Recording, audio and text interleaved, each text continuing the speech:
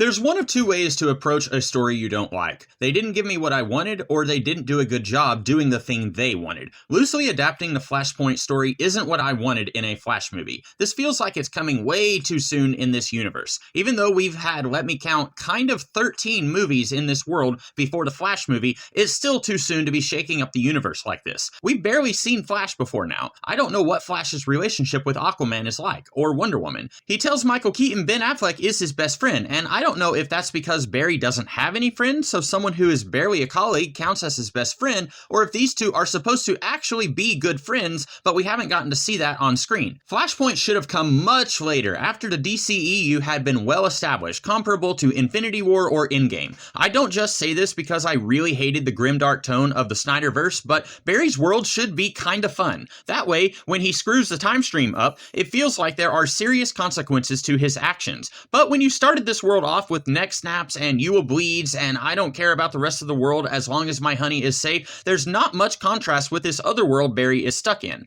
This isn't the fault of anyone involved in this movie, but in the 13 films before this one, they kept playing jump rope with the tone they wanted to establish in this world, which makes this film feel like it's way too soon since we don't have a clear idea of what this world is like. It doesn't have to be a complete utopia, there can still be crime, Barry's mom can still be dead, but it's not a bad place to live. Then something gives Barry the light bulb moment where he realizes he can save his mom. Then, this wouldn't fly with how much shuffling was being done with the other DC films around this time, but I'd want to spend a few films in the Flashpoint world. Again, I'd want it to feel like a big deal Barry has destroyed reality. This would look very different from the movie we got, but you could do a film with Atlantis at war with the Amazons, do a film showing an even more bleak Gotham City. The Green Lantern ring is in government custody after Abin Sur died, and Barry has to break into Area 51 to free the ring, and it goes to Rick Flag. Get weird with it, but make people think this is the new norm. Despite all the odds working against him, Barry might finally get some version of the Justice League together against the ultimate evil. Then, when Barry finally makes it back, this is where you give people who don't want to do this anymore a way out, and you recast characters and use damage to the time stream as an explanation why,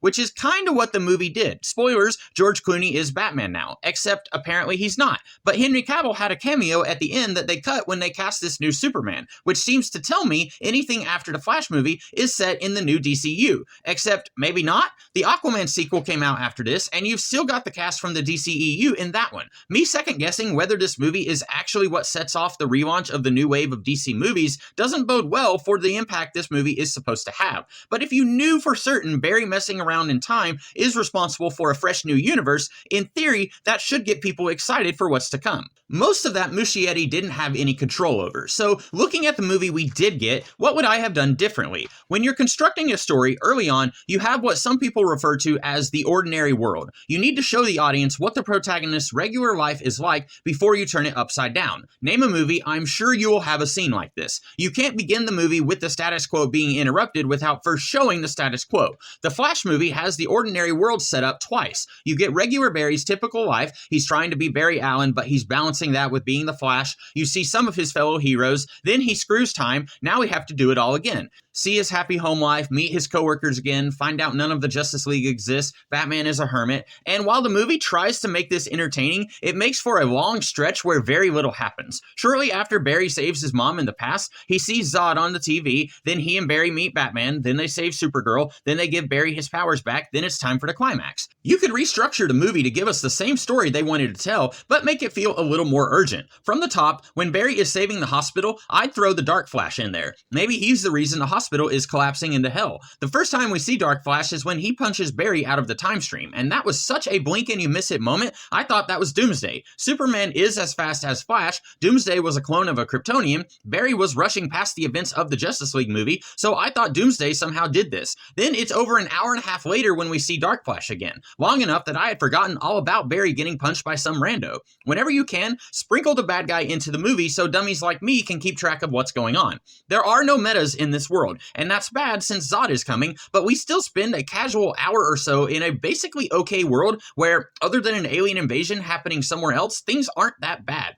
It doesn't have to be exactly like the Flashpoint comic, but show us a reason Flash considers he made a mistake earlier than the fixed spaghetti point in the climax. If there are no metas, no Wonder Woman, right? So what if, without her taking action in World War I, Danny Huston and Dr. Poison's designs for the super soldier fumes made it into the world, so the world stage looks very different, with evil stormtroopers with enhanced strength, not strong enough to fight a Kryptonian, but enhanced enough they can terrorize non-powered civilians. Barry says, okay, world isn't great, but at least mom is still alive. Then he sees Zod on TV and says, I have to stop this. But instead of going to Batman, first he's going to seek out Cyborg. Ray Fisher wasn't happy with the higher-ups at Warner Brothers at this time, so they weren't going to put him in the movie. So after Barry and Barry do some investigating, they find Victor, but he's a brain in a computer, even more cyborgy than normal. It's Cyborg who tells Barry about the captured Kryptonian in Russia. At the secret base, Dark Flash shows up again, making the rescue attempt even worse, but they do escape with Kara. The way the movie handles Supergirl is really weird. She was held prisoner and maybe even tortured by humans for maybe years. I don't think the movie gives us a timeline on how long they had her. Young Barry tells her, while some humans are bad, many are worth saving. But she says, I'm not a human, I'm a Kryptonian. She's making the opposite choice her cousin made in Man of Steel. This is after she corrects Barry, who says Zod will kill thousands. Oh no, he'll kill billions, and I'm with him. Then she watches him slice one dude in the throat, and she doesn't like that. She comes back to the Batcave, sees Barry and Bruce electrocuting Barry, then she takes him up into the clouds. Bear in mind, she has no idea what they're doing because she wasn't here for the conversation about getting his powers back. She gets Barry struck by lightning, and from there she gets stabbed a bunch of times in a Groundhog Day scenario. It seemed to me they were setting her up to be a dark mirror to Superman, which doesn't really work when regular Superman is already a dark dude, but whatever. In my version, Supergirl actually joins Zod, and Zod won't be telling her he's going to sacrifice her for the good of their species. They have some way of pulling the Codex out of her DNA. Supergirl throws an island at some of the super soldiers trying to attack the Kryptonians. Who cares if she damages this planet? They have a terraforming machine that can fix it. It's only now that Barry thinks, okay, we need someone experienced in fighting Kryptonians, and he and Barry go to Wayne Manor. No, Michael Keaton never fought Superman, but the Batman Barry knows did, and that's his reason for trying to recruit Batman. Batman isn't a recluse. Gotham City isn't crime-free. If it was, Batman would have moved somewhere else to keep fighting crime. I thought it was weird Bruce Wayne, of all people, was explaining multiversal theory to Barry, who is a scientist in this movie. If you have to have the spaghetti thing, have Barry explaining it to Barry shortly after arriving in this world. Bruce doesn't take much convincing to go after the Kryptonians. Maybe Barry explains the Russians were keeping Kara prisoner with red solar radiation, and Bruce is able to modify some of his weapons on the fly. Then you get the final battle, and from there, I think it would play out about how it did in the rest of the movie. I'm not a fan of resurrecting the dead without their consent, so I wouldn't have done the multiversal cameos, especially since you've already got a lot going on in this chunk of the movie. Audiences are familiar enough with the multiverse by now, you don't have to show them different versions of these characters who do exactly nothing. Barry saves Barry, Barry goes back to his timeline, and this might be a bit of a downer, but he doesn't fix time to save his dad from prison. It's super weird he nearly destroys the space-time continuum to save his mom, then goes back to unsave his mom, and decides he didn't learn any lessons, so now he wants to save his dad by doing the same thing. What if you kicked off a whole other awful timeline by doing that? So Barry says somehow he's going to find the man who killed his mom and get justice for his dad the old-fashioned way. I guess I'm okay with recasting Batman in this new timeline, but maybe actually get whoever you're planning to cast as Batman. And that's it. Not too different from the movie we got, just reshuffling some things to make them flow a little better in my humble. I think no matter what you did with this movie, it would be kinda a mess, and frankly, it's a miracle we got a movie as coherent as it was. What did you guys think? Let me know, and until next time, I hope you have a great rest of your day. Catch you later.